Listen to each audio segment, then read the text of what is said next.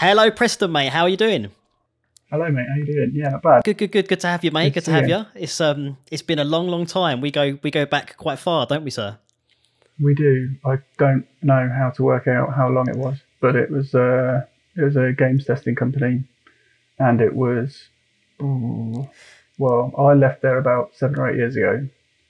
That was when it kind of started to fold, and I think you've been there, what, 3 years before that? I think there was a bit of crossover. I think we were at the same company down in Hove, and I don't know whether, I think we might have been in a couple of different departments. I don't know whether I think there was a bit of like maybe you left and then I left, or I left and then you left, and then we kind of met up again at another company. You know, Brighton's a small place for the kind of like the games and the sort of you know, the e-learning community, I suppose. That was going back. Wow, I did this with Les when I was with the same chap. Les was at the same company, wasn't he? Les Blumridge, and we worked it out to be about 2005. That probably sounds about right. Yeah. Which is scary. Yeah, it's probably. I feel like it might be more than that, but yeah, probably right. That's probably. I think I'm probably trying to work out when I started there, and maybe I started there in 2003, something like that. But yeah, when we met, it's probably about 5. So it is scary, man, when you think there's 15 years ago. It's 15, 16 years ago, Christ. And I mean, I was a very different person then. Yeah, you had a lot longer hair. A lot longer hair, mate. Yeah. It's a lot more visibly metal. That's right. Yeah, I'm a hidden metaler now. You know, I've got the beard. You know, so we're keeping that alive. I mean, I suppose for me, I suppose the first thing how I like to kind of try and start these off is just to give the audiences a little bit of like an insight into kind of what you do as a musician. So I'll essentially sort of shut up and allow you to speak and just run. Yeah, go for it, mate. Just go for it. Yeah. So I work under the name Preston.outatime, which is a bit pretentious, but you know, once you pick a name, sometimes you feel like you have to stick with it a bit. I'm based down here in Brighton, which is where we met, and I've been kind of writing electronic music for it's probably over 20 years now, on and off, and a lot of it never really got released or really did anything with. Like a lot of people, you know, you kind of you never quite think you're good enough to actually put stuff out. But yeah, like I didn't really have much of a musical background growing up. I was always more into art and the visual kind of side of things. But I think as I got older, because the visual stuff came, I don't know, I'm not completely sure I believe in things being like a natural born talent, but I think some things come more easily to some people, right? I'd agree with you, mate. I'd agree with you. And I think that's how I remember you. I mean, I think just jumping in quick, I remember we were sort of in the testing department when I last worked with you, and then you kind of moved into graphics, and I really saw that. I mean, I knew you did creative stuff, but we never really spoke about it. And it's when you moved to that department, I started seeing, wow, this is Preston's, like, this is his creative stuff coming out now. Yeah, I mean, that's when we previously worked together at, in testing at the company before the games one. I kind of joined that company to become like a video games artist, and that company kind of kept decreasing in size. So their like art department became a desktop publishing department, which became one man, which became nothing. And I was like, oh, okay. And that was around the time of the global economic crisis. Yeah. The first one, you know, there might be another one on the way. But yeah, I kind of stayed with that for quite a while. But yeah, when I joined the place we were last at, that was, you know, I've got a sort of artistic background. And I'm not like trying to blow my own trumpet, but that was something that came quite naturally to me. Like the visual stuff has always been not easy, but it's just not that much of a challenge. And whereas music, I never did it growing up and never really thought it was something I could do.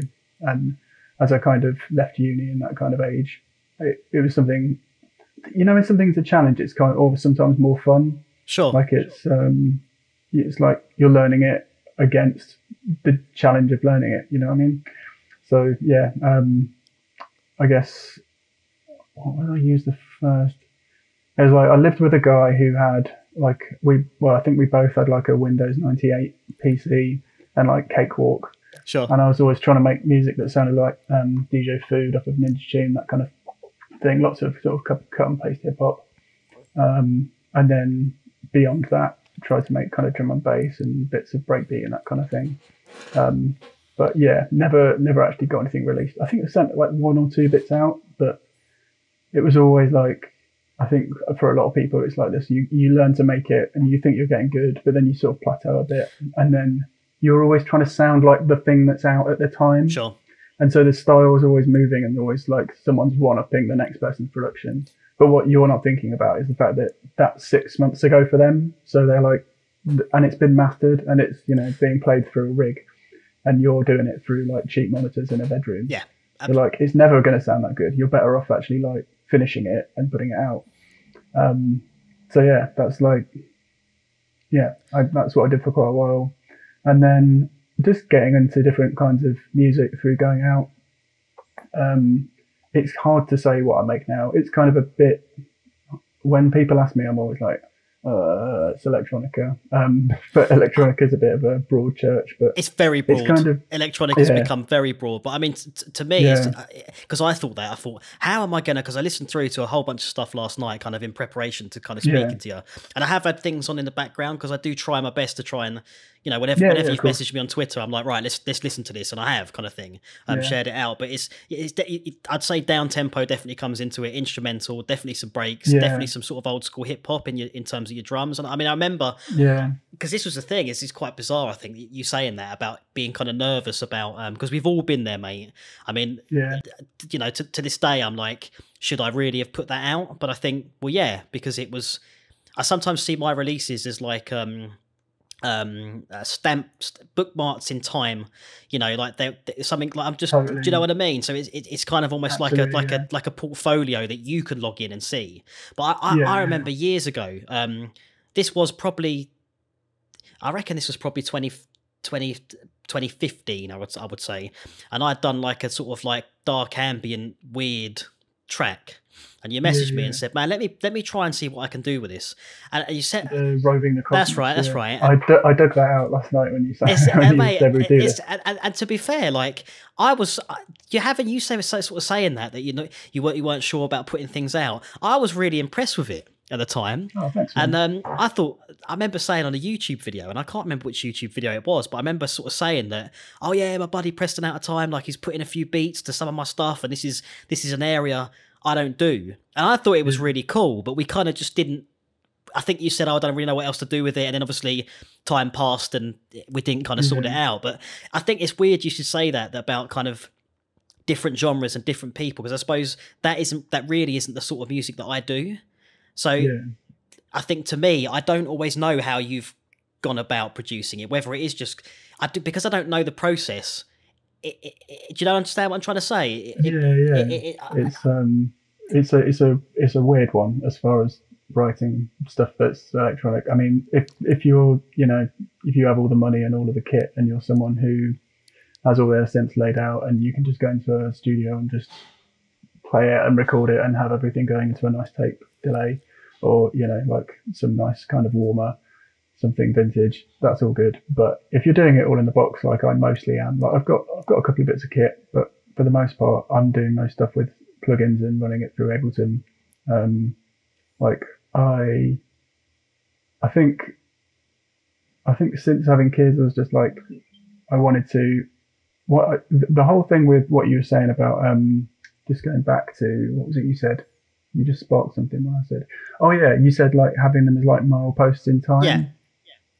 The thing when my first daughter Raven was born was I had a few kind of, I suppose you call them trip hop, sort of, I probably try to sound a bit like Massive Attack, a few bits there, and I was like, these could be better, but I'm not really going to finish them. So I kind of finished them as far as I could and decided to put them out, because I thought I'm never going to have any time to write music once I have children. And then after putting them out, listened to them after a little while, and I was like, do you know what, these are actually all right. Like, not blowing my own horn, but they're better than some stuff that's absolutely out there. And going back and you listen to them after a while, and you probably almost read them off as like, oh, I didn't really like it after a while, because you end up listening to your own stuff so much that you kind of can't judge it properly anymore.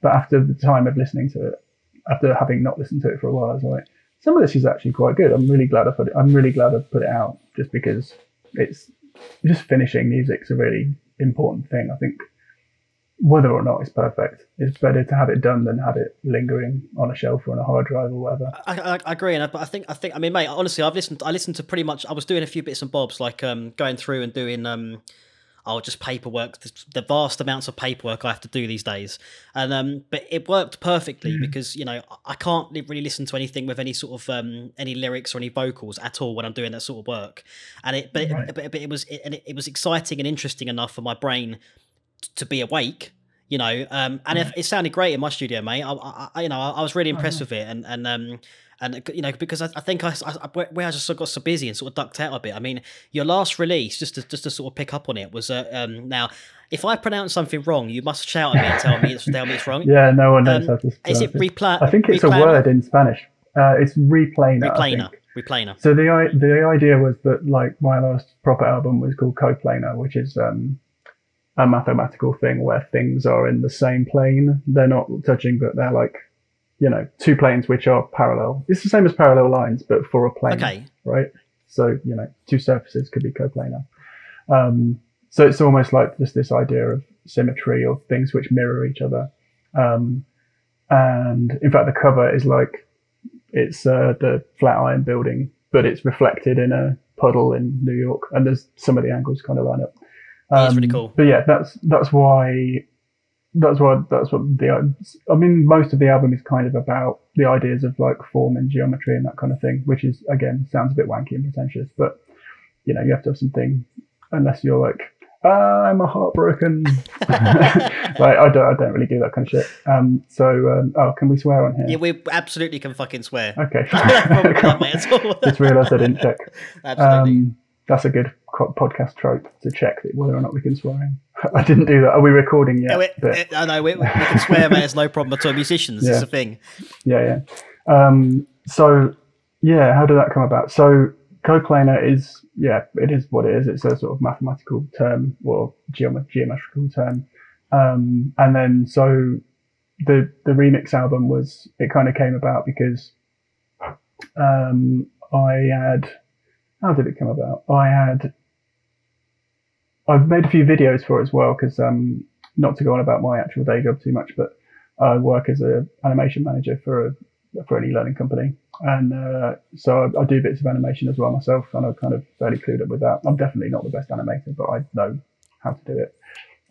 So I've made a few kind of. I'll send you some links so you can put them in there. Yeah, please do, mate. Absolutely. But yeah, so they're kind of a bit spacey and a bit like weird, trippy visuals, that kind of thing. And in doing that, some of those kind of went on YouTube, and I was flagging them around on Twitter. And this guy was like, "Oh, really like your video for that thing. Like, how did you make that, or who made it for you?" And I was like, "Oh, I made that myself." And we kind of got to talking.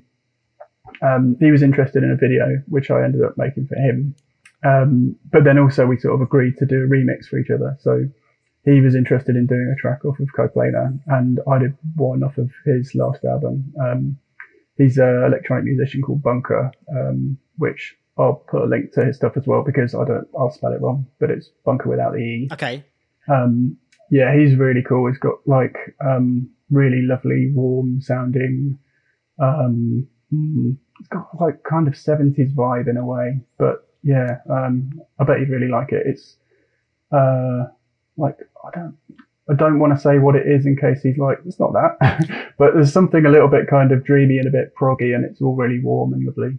Okay. But yeah, it's electronica. It's kind of not a million miles away from what I do, but I think what I do sounds a little bit more sort of sharp, and his stuff sounds a little bit more rounded and molded. I mean, I'd say he's probably a better musician as far as playing than I am. Like, I can't really play. Like, I have a keyboard, and I sort of bash things out until one sounds good. Yeah, but that's the one that sounds good. That's the one we're going for the track. Yeah. But that's music, man. That's creation. But I mean, that's one thing I found, because obviously I started with the remix album, and that's what I first started listening to. So you went the other way around. Yeah, I went the other way around. So I kind of I think I'd listened to, and just to backtrack slightly, it's interesting you should say that about the kind of the concepts for the naming of the album, because the last piece of kind of visual work I remember seeing you do years ago, I think it was I remember you were doing almost like personal projects on your lunch break. Yeah. And I sort of wandered past, and there was a lot of sort of symmetry and lines moving with different colors and merging. So it's interesting that kind of visual concept still very much a part of your output visually with your music. I like that because it ties those things together. But coming back to Replanar, right? Replanar. Sorry. Don't worry about it.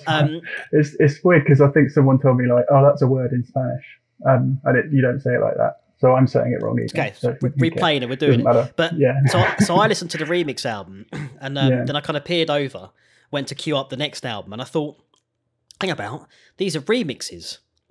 I thought, okay, cool. Like, and then I jumped back because it wasn't Preston.outatime remixes. It was like other producers, and I thought that's cool. And I realised that the remixes were of your tracks from the earlier. And I think I heard because the album that you did do. Your first album, I had listened to that years ago I listened to a few tracks, I think, on Bandcamp. And I suddenly realised, hang about, this is a remix album, which then made me go back and listen to the older albums, the other albums that you'd done prior to that. And then I found myself almost A-Bing the tracks. It was really quite a journey to hear kind of like, I suppose it was it the same for you in that capacity? Like you get the track back and you're like, I wouldn't have thought to do that. That's bizarre. Like, or... Yeah, there's some on there that was just overjoyed with. Like, I think they're all really amazing. And what was a bit of a surprise is that I think it does actually work as an album. Not just saying that, I genuinely think it listens through. I had quite a long time of messing around with getting the track order right, because obviously some of them are a bit more high energy and some of them are a bit more experimental. But yeah, like they're really varied. There's one guy on there called Cyberattack, and he's a right character. He's from New York City. He's a kind of stand-up comedian who does music in his spare time. And he predominantly writes music about the 80s and Tropicana orange juice and like toys, and like his visual stuff is insane. It's really nuts. He's worth checking out as well, actually. His stand-up comedy is he goes on stage and writes emails to people. Okay. And they're real emails. And he basically just bothers people. Brilliant. Yeah. But yeah, so like, I was speaking to him and said, would you actually like to remix one of my tracks? And he was like, I've never done a remix. I'd love to do that. And then like over the last year or so, I've done maybe 4 or 5 remixes for other bands and people. So it's like, okay, can I call in a favour and would you do one of mine back? So yeah, there's band on there called Liotia from Margate. They're really awesome. They're like kind of trip hop sound, female vocal, and a guy who does, I think he does mastering as well actually, but he's like a sound guy and he does all the electronics and stuff. I mean, there's so many. I mean, you've almost got an hour of material there, mate. Yeah. And it really is kind of like I will just a quick for anyone listening. There will be show notes for this, both on the podcast and on YouTube. So we'll link up everyone we can see. But if you just go to, you've also got like Preston's got like a link where you can get to all his stuff online, so you can find your chosen kind of streaming platform. I'll link that as well. But there's, I mean. It does. This is the thing I love with this sort of thing, and it's real sort of like I've got quite into like the community idea of music production the past couple of years. I think just because becoming a bit more of a producer, and sort of working with so many people, and everyone's sort of seeing everyone help each other out, I've become quite passionate about that, and I can really see that in the electronic scene that is definitely seems to be a thing. Yeah, I think so. I think like there's a bit of some of it I think is just like you're trying to get your own music out there a little bit. So yeah, doing favours for people, it helps you as well because it's, everybody's helping each other. But then, if you've got some fans, then your fans are going to listen to their stuff, and not that that's what it's all about, but like it does help. I think it definitely helps. But I think as well is it's kind of, you touched on. Sorry, mate. We do this. We'll jump around the conversations. You should get a notepad. And that's right, mate. That's right. Trust me, editing these is good fun. But it's kind of you touched on that whole kind of, are you good enough to release it? Can we release it? And I think the interesting thing that's kind of happening now, what with the kind of the independent distribution that's possible, and like really, if you spend a little bit of time, it's not that difficult now to put music out into the stores. Totally. It's very difficult to get it heard. And I think that's true. I think it's liberating in a lot of ways, because I think if people do like kind of, if you bind together, and that's part of what this podcast became as well, because it was like, well, hang about it, I know all these people, let's talk to them, and let's actually like showcase them, like, and it's kind of, it does help to kind of, you'd hope that someone would find the podcast and then they'll find all these amazing artists, and it becomes this sort of tree.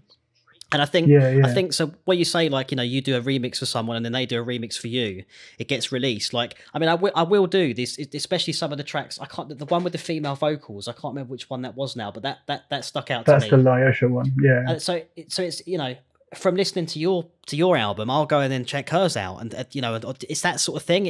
I think it's really important. I think especially now for sort of the indie music scene, which is huge now. It's really, really important for people to kind of help each other out and shout out about their mates and their amazing work that they're doing. Yeah, totally. Yeah, I couldn't agree more. It's I think Liotia are doing really well now. They're definitely worth checking out. She's got an amazing voice, and he's like really good with all of the beats and all of that stuff.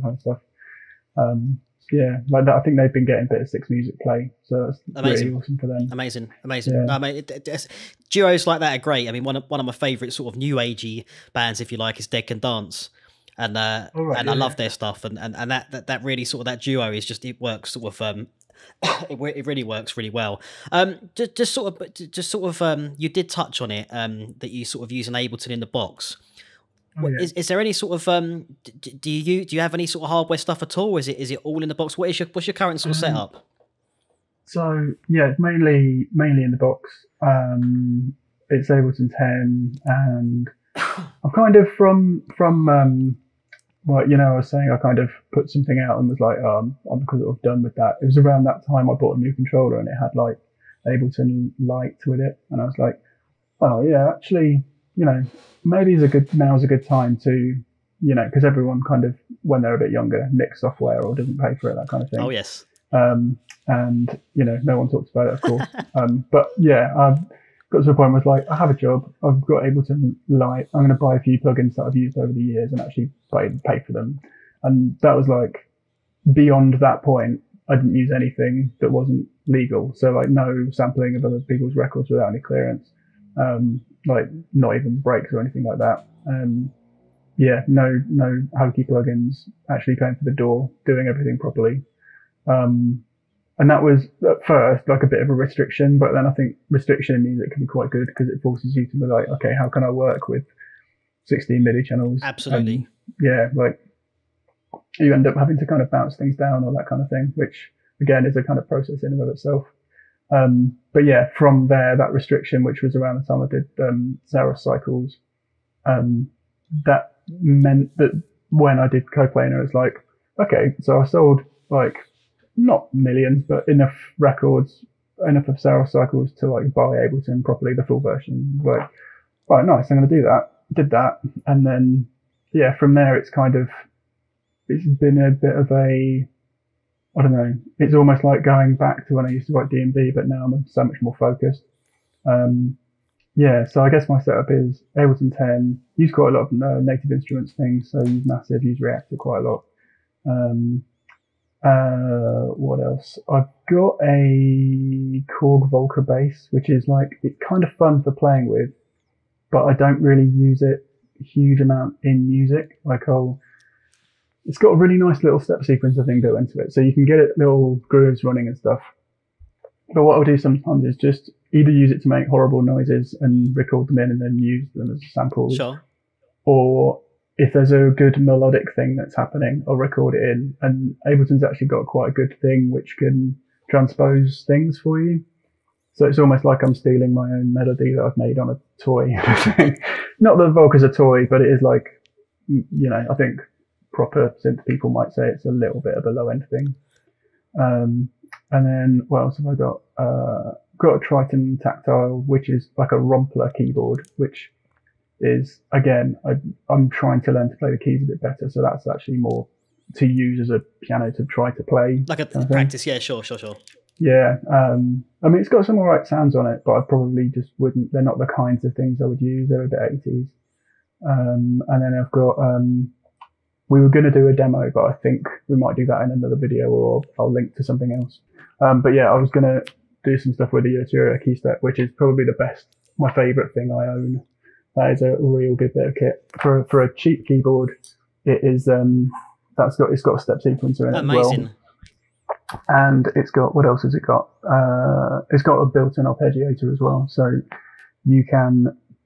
And what else? There's one other thing it does. Oh yeah, you can basically, it's got a chord mode. So if you play in a chord with it on record, then you can then play in notes and it'll be playing that chord transposed up and down the keyboard.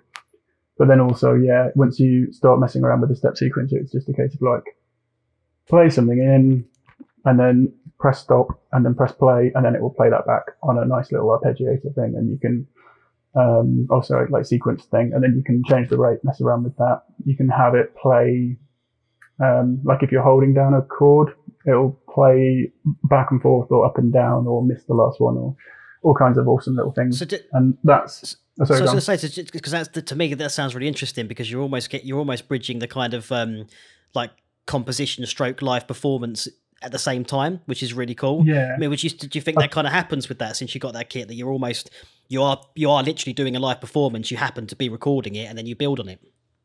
Yeah, I mean, I think there's still a lot of trial and error in trying to get the right thing, but then when it happens, it's like, oh, okay, right, that's good enough to work with.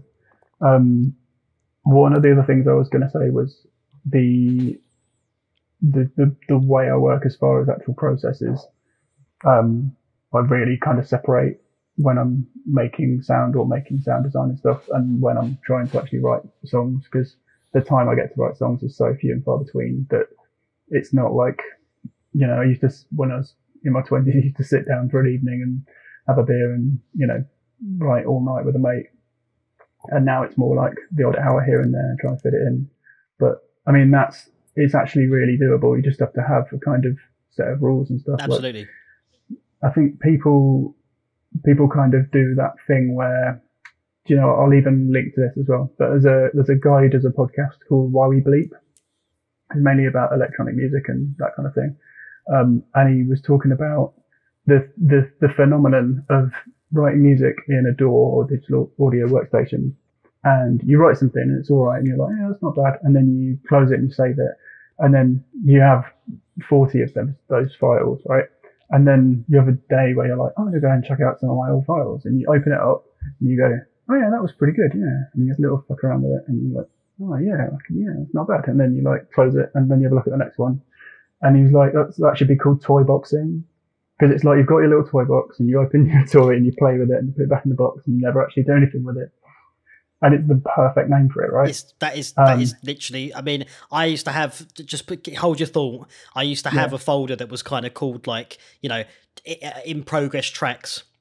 Right. And I got nothing done and I kept doing exactly that. And do you know what? I deleted it, the whole folder. Did you? Yeah. Well, here's another thing I'll link to. You're going to have to send me this edit and I'll comb through and find all No worries, mate, no worries. I've sent quite a few of these to other people when they've needed them. There's another thing, which is, I don't know if it's Ableton specific, but this guy is talking about ALC files, which are, instead of having Ableton project files, you can save things as Ableton clips. Mm-hmm. And essentially what you do is you get your, you have that one track. You make an audio clip that can be in the session view or it can be in the forum view. And then you build whatever you build on it. So, you know, it's just a MIDI file, but it's got, there's data that says which plugin you're using when you wrote it and what effect you added onto it and any automation that you drew in. And all it is like a clip, but that clip it's like, if you write that way and you make those files where you're like, I've got an hour, I'll do something. And then at the end of it, you go, right, so what's shit? That's shit. Like that beat isn't shit, but I could make it any day of the week, or I've made it before, or it's not important. That's just the pad, so that can go. And that's just a sample, so that can go. And then if there's like one thing in there where you're like, actually that bass line is good. Like I wrote that bass line and that's something I wouldn't normally write well. Maybe perhaps it's that, maybe it's a lead line or who knows what. Maybe it's an amazing drone that you've just got all of the sounds right. But that one thing is like, if you save that as a clip, put it in your little clips folder, then just delete everything else. Delete the session, delete all of it. It's all saved in that one clip. And then that toy box is amazing, because then when you come to writing an album, you go like, all right, so I want to maybe aim at doing an EP or an album or something. You know that you can start going through and going like, it's almost like having a really good sample pack. It's like going, but you know that you've already made it, so you know it sounds good. And you probably may not use it in the exact form it was saved in, but you've got like at least, you know, I was saying like you've got maybe an arpeggio that is good enough to work with. So it's good enough that you can hear what the sound sounds like. It's like derivatives of your work. It's like little derivatives of you. That is really cool. And because you're kind of separating out the sound and then the effects chain that you put on it, and then the music making as far as like writing a song, then when you come to writing a song and you're doing it and you're like, oh, it just needs like something like, oh, I'll just pull it off the shelf, bang it in. And then you're like, oh, it's in the wrong key, so you just change the key. And then you're like, okay, that's nearly there. Oh, actually, all of the effects and all of the delays and all of that weird stuff's good, but the original sounds wrong. So that you could maybe just go bashing through the presets and see if there's something else that's close.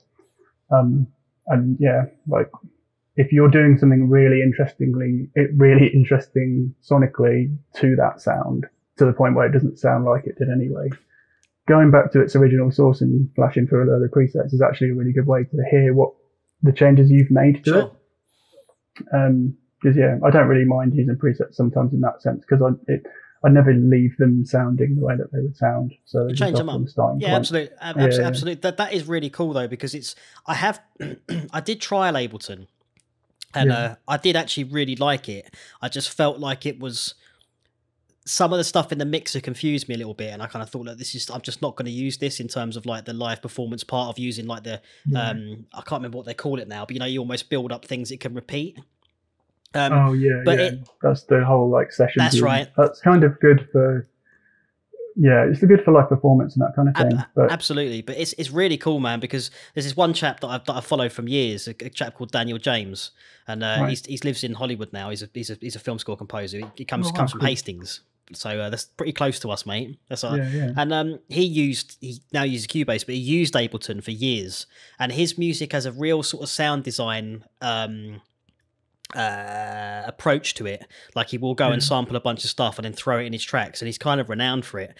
And it's interesting that you just sort of listening to you talk there about the whole the way Ableton can work in terms of you can throw a sample in and it will literally pitch it to where your session is. Transpose it. That is incredible, because whenever I've tried to do that, say in Pro Tools, it's quite a task, because you record something, say like, I don't know, say you hit in something, like a pan or something, whatever, and you want to throw it in. You have to then pitch it down, which is perfectly doable. But the fact the software can just pitch it by you dragging it in is incredible. And past that, I think that's why he used Ableton and still does for sound design, because it just makes things easier, right? But as well, I do find it really easy to use. I don't think I'd go back to anything else. I used Cubase for a really long time, which I think is really powerful, but Ableton's just so quick. Like I can just knock out an idea and just get it. And the way I think the thing I loved about it as well was the way it shows you your processing chain at the bottom of the screen.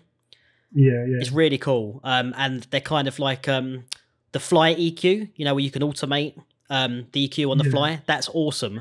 But building on what you said, I mean, it's because for me, I get that all the time, where I might have written a specific score for like a horror film, right? And what I end up doing is I get another horror pitch. So I end up going back to one of my sessions, deleting everything out of it. So I've still got the kind of the sounds and the EQ. So it sounds like if I was an Ableton user, I would literally be able to just bring in one of those parts or bring in one of those derivatives, and it brings the settings with me. That is incredible. Yeah, totally. That is incredible, man. It's almost like you're just getting the same band to play different songs, kind of thing. I guess, that's I like that analogy. That's a cool analogy, man. That's cool. I like that. That is. I must admit, it's been a long time since I spoke to someone using Ableton, so that's some really cool insight for me, and it'll be some really, because a lot of these guys watching this are Logic and Pro Tools users. Right. So that will, maybe we should all get Ableton. Well, I mean, I think I think there's different things that each of them have. So I mean, whatever works for you, I think is the thing that you should be using. If people are really comfortable in one thing. I've seen like sound design videos of people doing stuff in Logic, and it sounds amazing. So I wouldn't stop anyone using what they want to do or trying to convert anybody. Agreed. But it just works for me. Some of the built-in synths are really good as well. Like Operator is one of those ones where it feels like when you start using it, it's like, this is really basic, but it's so powerful. It's like as good as Native Instruments FM8. It's just, it looks quite basic, so it's kind of confusing, but it can do additive, subtractive FM, the whole thing. And they've got like a wavetable synth in there now as well, which is, I haven't really even scratched the surface with that, but that sounds really cool. It definitely comes with some cool. I mean, I know the arpeggiator patches, the plugins wicked in Ableton, and the fact, I mean, Native Instruments, I must admit, that's I use Contact all the time. It's one of my go-to sampler. But I know that I don't have Massive or FMA or any of those types of things. But I know that they're like, when I was at uni, all the guys used them, and from seeing kind of a lot of it's being used to do kind of bass lines in scores and things like that. Yeah. Zebra's another cool one. Zebra 2. That's fairly cheap as well. I've got a feeling that might have been one of the ones I had when I was not exactly paying for things. But, I never used it on anything that's actually out. And there's no proof anymore. It's got hard drive. I must admit, it's nice to not have your session crash as well, right? Yeah, definitely. Oh, God, yeah, that was the worst. And you were just like, oh, it's gone. We just lost 3 hours of work. And then after that, then you'd be like super paranoid again, like save it for 5 minutes, and then you don't get anything done because you're constantly exactly that, mate. I mean, I must admit, we've all done it, mate. We've all done it. My system now is legit, and I find it runs fine. It runs, and things like Slate Digital do their everything bundle, and I love it. It's $15 a month, and every time they make a new plugin, you get the plugin, which can be irritating because you go in your system, you're like, what is this now? And it's like, stop filling my computer up. That's me. I can turn off the auto install, but that's awesome for mixing, for mastering. It's got synths, it's got like guitar, it's got everything, mate. It's $15 a month, so there's no excuse now really for people to not do that. But, no, totally. I mean, what's saying about Native Instruments, actually, they've got there's like a free pack of that now. So if you've got a login, you can get like the basic version of Reactor. So it's just the Reactor bass blocks. And if you wanted to do like you were saying about just really nice bass lines, that kind of thing, that even just the blocks can do some really nuts stuff. For weird low end things to go under Orchestra, you might want to check that out. Be a good. I opened Native Access the other day just to see if there's any updates, and I saw it there, but I haven't got it installed. Right. I might check it out. I did see it there. I will check it out. I mean, you know what I did, because I was doing a bit of hip hop myself a couple of years ago. I did one track for a rapper called ARK.S. Oh yeah, I heard it. Yeah. And is that Fireproof? It's Fireproof. Yeah. And it's really good, man. It was. Thanks, man. I appreciate that, because that was really out of my comfort zone. Right. And he's kind of, I don't know what's happened, he's gone a bit quiet on me lately. He's sort of, I think he's gone off to do a mixtape, and I think this lockdown's caused him a bit of issue. But I did buy the Native Instruments machine. Oh yeah. And I tell you what, it is first thing I'd say about Native Instruments, and I said this to my mate Joel, because he's a drum and bass DJ, and he uses all the NI stuff. It's so well built, their hardware, it's incredible. But I just can't. I think I'm not dedicating enough time to learning that bit of kit, but it's incredible. I mean, you can sample stuff in, you can speed it up on the fly. It's just incredible. It really is a really cool bit of kit. I haven't managed yet to kind of bring it into my workflow. Yeah, I think that's one of those ones where it's good a bit for performance, like you were saying about you're almost like doing the performance into the thing and then recording it in, but then knowing that you can do it back out again if you were actually doing a show. Yeah. But yeah, that I think the Machine and Ableton Push have both got really good settings for on the grid, like doing chord mode, so that you can kind of set it up as a keyboard and almost not hit a bum note, like actually set it up to whatever chord mode you want. That's of course, because they bought Novation, didn't they? And did they? Oh, okay, I didn't know that. Yeah, they've got. I swear the Novation stuff now is Ableton, because I've seen a lot of kind of because the Novation stuff's cool, and they do a lot of kind of really nice bits of hardware too. So that's kind of makes sense. That would join with Ableton. I must admit, I would love to go, because when I switched courses, I did my 2 years music production, and I did my 3rd year top up composition. And the guys who did that kind of like creative music production or whatever it was the 3rd year, they were using like Max FSP and Max MFP and sort of linking it into Ableton and doing all these crazy visual effects. And like, I was like, this is amazing. I'd love to get into that stuff, but it's like another whole. It's another whole thing. And one thing as well, I will say it live, man. Congrats on the family. I did not know that either. So huge congratulations, mate. That's man, amazing. Oh, thanks, we really must keep in touch a little bit more frequently. We should do more, but it is true, man. Like you say, finding the time. I mean, again, talking about my mate Joel, he's just had his a little girl, and he's kind of like, obviously at the moment that's his world. But he said he still tries to find like even if it's half an hour a day, he'll jump into a track, and just do even if it's a little mix or do something. He said it just keeps him in the. It's very easy to get out of the game, isn't it?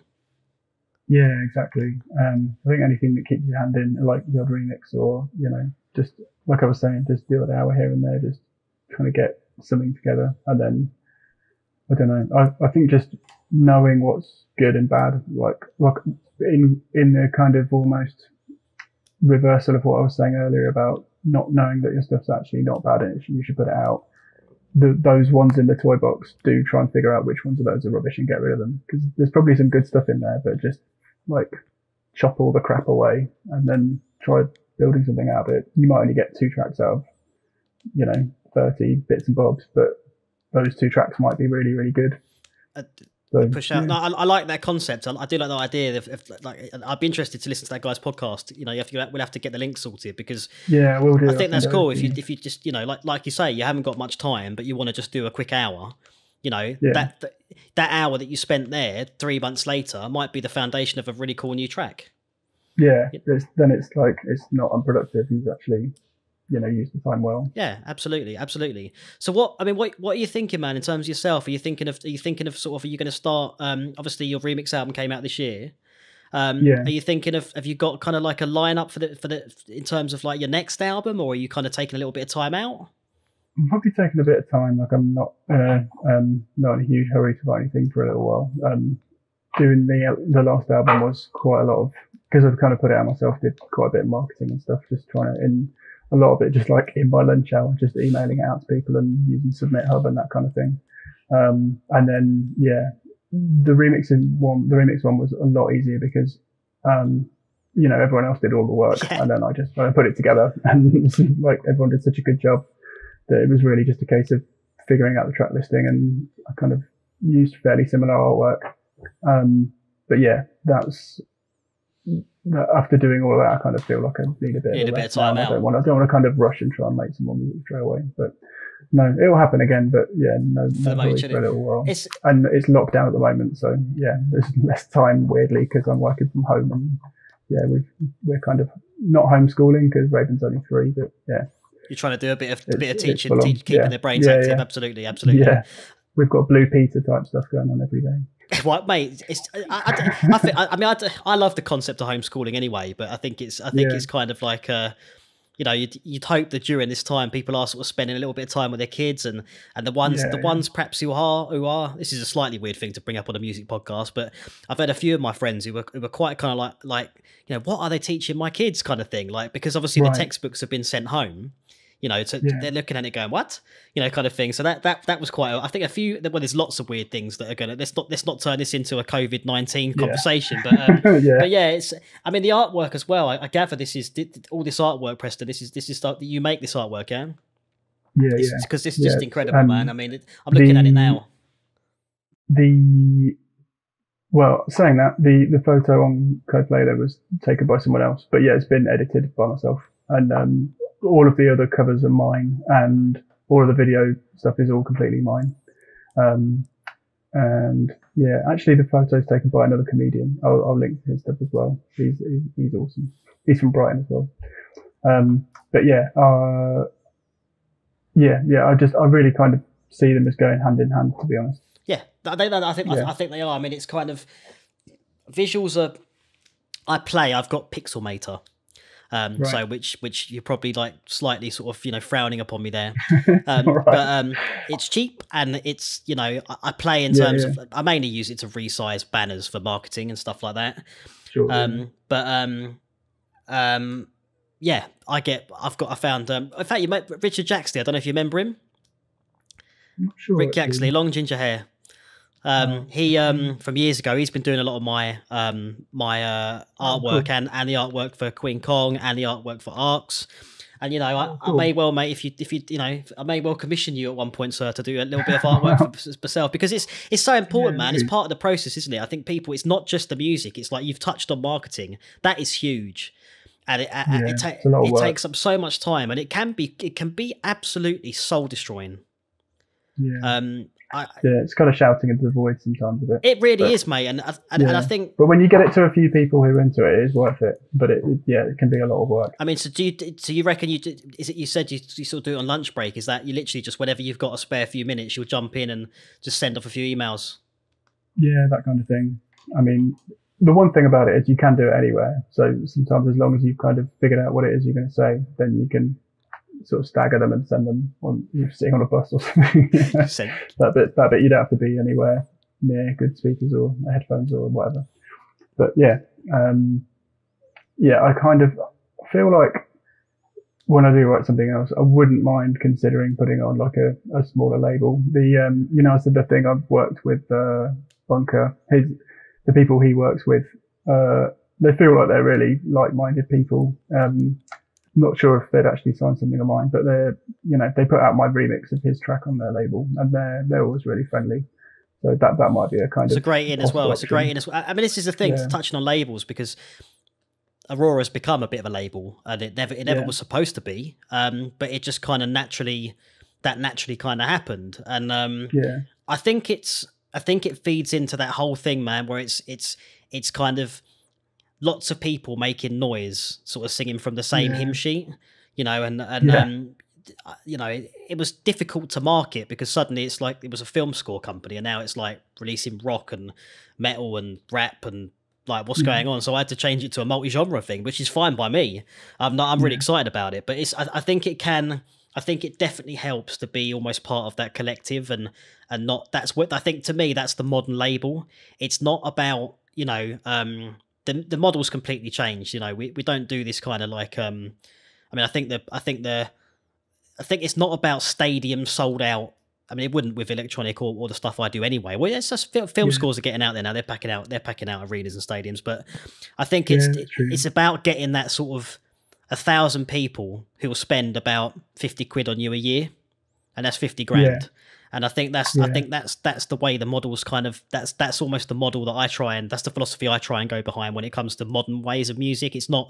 We're not doing these kind of spending 6 months in the studio like Pink Floyd did and all the Beatles did, and we don't get that luxury anymore. Yeah. But I think a lot of labels as well. I mean, I think it's kind of, if you can get those sort of indie labels, that's where a lot of the music that resonates with me the most lives. The big majors now, it's all about, to me, I mean, this is going to sound quite negative, but it is just putting out that hit single to bring in as much cash as possible, and then it's just, let's put the next single out. There's no real album. Your stuff had a really cool like album feel to it, where for her hour, 50 minutes. I mean, I think one of your albums was about half an hour. That's the one I listened to last night. Right. And for that half an hour, I got loads of work done. I was fixed in your world. It wasn't just all this stuff being chucked at me. Yeah. So I'm a big lover of the album. Yeah, I'm a big lover of the album. I'm just at that right age of buying a few records and a lot of CDs. I think as a kid, it's like just the value of I never wanted to spend the £2.50 or whatever it was on a CD single or a tape single, or even, I suppose records were actually a bit more. But it just always seemed like I'd wait for the album, always wait for the album.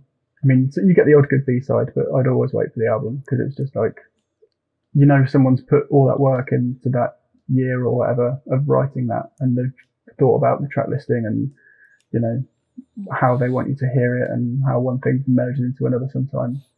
I've always just wanted to make albums. So I think I'd rather not compromise the kind of format. I'm saying that, I think the next thing I do might be smaller. It might be like an EP or something, but just so that it's not like a huge load of work all at once. Like just sort of ease back into it possibly. I think it's not a bad shout. It keeps your foot in the water, and it keeps you productive. I mean, I think singles are difficult because my approach tends to be, especially if it's a new band or a new artist, I'll release a single first because it's kind of almost like it gets them on Apple Music. They get excited about it. They kind of finally they're sort of out there. They're signed to a point. You know, we get a bit of a push, but it's incredibly difficult to market just one single because you've got no back catalogue and you've got no people listen to this podcast. They're going to go and try and find your stuff. They're going to find it, and there's loads of content there. So straight away, you've got like something to fall back on. You've got a back catalogue, and then people are going to be looking forward to your next thing. If you've just got one or two singles, that's the problem SkyQuaker are currently in. We were planning to do the album almost now, but the studio's shut. We can't do anything. So I said, look, let's just put this track out as a single, just so that we've got the repertoire's growing kind of thing. But I agree with you. I think I said to them, no more singles. I think unless you're kind of, one thing I would entertain is, I know there's an option now I can do is where you release the album, but you only make say one track available slightly earlier than the rest. Yeah, I did that with the releases on Bandcamp. How did you find that went? Pretty good. Like with Coplanar, I think I did it because with Coplanar I did 3 music videos. So I kind of set it up as a pre-release a month before, and then had a music video and one that you could listen to on the day of the pre-release, and then the following week, I think the following week I had a remix come out for Liotia, and then the week after that I had another music video, and then the last week was or the third week would have been like another video, and then there was a video on the launch day as well. So it's I really kind of tried to plan that as much as, because when you're just on social media trying to bang on about it, you just don't want to sound like someone who's just going, my album's coming out in a month, my album's coming out in a month, like over and over and over. So if you've got something interesting like, oh, I've done a remix for this band, they're amazing, why don't you go and check them out? And also my album's coming out in a month. People are like, oh, cool, I'll look, follow, see what that is. And then if you've got a music video, they're like, oh, I'll watch that. Or, sometimes people just click on the little clip instead of watching it, but it's still like a reminder that you're making music and that you're doing it. And then when it does come out, they're like, oh yeah, I know that this is coming out because I've been hearing about all this hype, and whether or not it's real hype and whether or not it's you just making things because you like making things because that's what you do. I don't think it's important. I think it's, if it gets into people's heads a little bit, that's, it's a good way to do it. I would give a lot of props to the Brighton band called Battery Operated Orchestra, who really filled me in on a lot of like how to do all of this kind of stuff. Like, I mean, our music's pretty different, but they've been at it quite a long time. I think they're 3 or 4 albums in now, and they make kind of like electro pop, and they're really talented, and but they kind of, because they've been doing it a while, they make all their own stuff, like actually like hand make the CDs, burn them, do all the like artwork and cut it all out and everything. And they have like a mail order shop, and like they make their own videos as well. So knowing that, like, I guess it's kind of like playing the game a little bit. Like, here's how to keep a bit of momentum in something coming out, so that when it does come out, people are like, "Oh, what is it?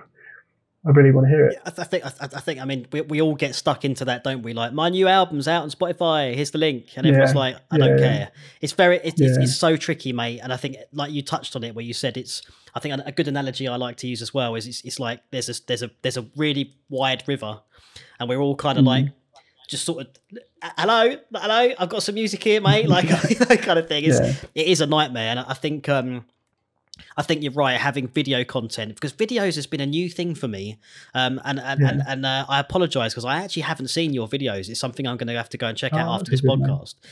But it means I'm probably not shouting. I didn't see them, honestly, mate. I didn't see them. So I'm gonna, and I'll have the old bell on Twitter after as well now, so we can actually see what Preston's up to. That's one thing I'm doing. Anyone I'm interviewing, I'm actually putting the bell on, and I'm going to be reposting stuff and trying to create a hub out of this. So SkyQuaker did 2 videos. So they did one for Queen Kong, and then they've done one for Thank God, and it's been a really weird thing for me because there's sort of all of a sudden I'm sort of considering these music videos and how do I market them and how do I do it, and then the lockdown happened, and it's like I refused to sort of delay anything, which meant the video came out later than the single and whatever else. I think it definitely is the planning of it. I think, as you say, I think it's how you've highlighted that sounds amazing. You know, you've got your album, you've made one track available on Bandcamp. You said about that. Then you're putting snippets of things up. Then it's like I think that's basically the way that you've got to do it. But it is so tricky on your own, mate. It really is. Yeah. A lot of work. It is a lot of work, but it's like we say, just things like that, just a bigger collective, you know, who shares your stuff, and then they're all linked together. Just something like that can help you to get a couple of sales, can help you move things up, because it's. I mean, I love that you said that from the sales of your first album, you reinvested it and bought Ableton, which took you to the next level. I think that I loved hearing that. That's incredible. Yeah, like I said, it's like it wasn't a ton of money because it was an upgrade, but it's still like. I just kind of got to this point where I was like, if I can do this, and it is like a hobby, I have a day job, I don't mind admitting that, but if there's a bit of money in it, and then you put that money into it, and then it's a sort of self-maintaining thing, then that's awesome, you know? Absolutely. Like you're saying, if it does become just something that you did for a while, and there's these like signposts or milestones of what you were doing when you were a certain age, you know, that's all good. You know, I just think if you finish it, you finish it. That's all good. I agree. I think it's, to me, if people are creating, you know, or people are kind of keeping that creative, it's. I think with music, I mean, it's like anyone who does anything creative, really, whether you're doing poetry or you're painting or you're writing. I think just getting away. I mean, I say getting away from the computer screens. It's not exactly a thing for us, but kind of tuning your mind out and getting sort of like there's studies done that creating music or creating something, your brain activity goes mental. It's really good for your brain and for your well-being to actually do something like that. And I know you've been still working, so you've obviously, and you've got the kids, so you're busy. But it does make me wonder during the, you know, I've been fine during this lockdown. It's been business as usual, really, for me. But I think a lot of people are, if you haven't got that creative kind of earworm or whatever you want to call it, you know, like addiction, it's probably going to be quite boring for a lot of people at the moment, mate. Yeah. I guess people could read, but I mean, books you're going to read, books. So, I mean, we tried to, just so the guys know, and for the audio version of the podcast version, obviously you're going to probably have to go, this for the audience, so you're going to have to go and look at the YouTube video to see this. We were going to, Preston mentioned it, we were going to try and do a little bit of like a walkthrough on an Ableton session from Preston, but it failed to respond to us through Skype with the audio. Yeah. So, I don't think we can route both ways. No, it's just. But maybe I'll do a little recording and chuck it on YouTube or something, or you can link to it. Definitely, absolutely. If you manage to do something, that would be great, and then I will link to it.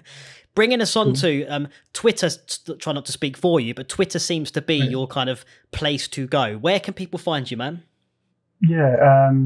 Twitter, YouTube, and predominantly Bandcamp. Like I would generally say, especially for anyone who's out there in a similar sort of doing the same thing as I am, I think Bandcamp is the one. Like, it's great. I think Spotify is good as far as like trying to grow an audience a bit, but the amount of money you get from it if you're small time is almost nothing. Whereas like Bandcamp they're really nice people. It's a decent user interface. They take hardly anything of the profit, and you know, you can set up your page however you want. So yeah, I generally send people to Bandcamp first, and you know, if they want to stream it, that's all good. But if people want to buy it, which a few people still do, then Bandcamp's the one. Amazing. Well, we'll link all that stuff down, and I agree with you on Bandcamp. I mean, the fact they've waived their royalty share just shows that they're doing it again this Friday. It's just incredible. It shows a real sort of dedication to the people that make their platform great, and I think they've grown quite a lot. Bandcamp. I mean, I'm on there, and I love the fact you can have almost like a separate fan, like sort of page, so you can then listen to what you've bought and almost like have your own player. That's really cool. Yeah. In fact, someone was like a kind of acid techno guy who he was saying on Twitter the other day, like if you like an artist, go and see if they've got a fan one as well, because then there's all the music they've ever bought. So if you like a DJ, go and have a look at their like bought list, and you can even like just, you know, figure out what they're into, and it's a good way to find new music. So yeah, it's good. Bandcamp's the way forward, guys. Go and check out Bandcamp and go and buy some stuff from Preston, and definitely do it, mate. That's the point I want to make. That's for sure. Keep us moving. Thanks, keep us moving. Thanks, man. Have you got any kind of? I feel like it. I feel like we'll have a chat again. Because I feel like there's so much we can touch on. Is there any kind of like burning final things you wanted to sort of say, or?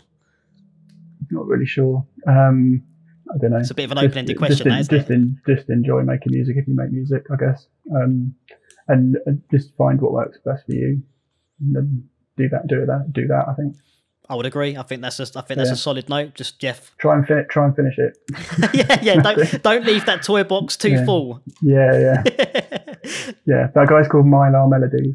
I'll link to that podcast because it's really good. No, we will do it. With the show notes will be big for this one, but that's absolutely fine. That's absolutely fine, cool. Mate. And if you can help me compile that list, I'll be most grateful to you, sir. I really will. Well, listen, mate, it's been lovely to catch up with you after all these years, mate. Yeah, thanks for having me on, man. At any time, and we, like I say, we'll try and check in with you in sort of 6 months' time or something, man, and we'll do another one and see what's been happening. Awesome. So yeah, thanks very much, mate. Look after yourself. Congratulations again on the family. It's amazing news. Thanks, man. And cool, man. We'll see you. Yeah, take care. We'll see you soon, mate. Take care, buddy. Yeah. See you soon, mate. See you later, Bye-bye. mate. Bye. Bye.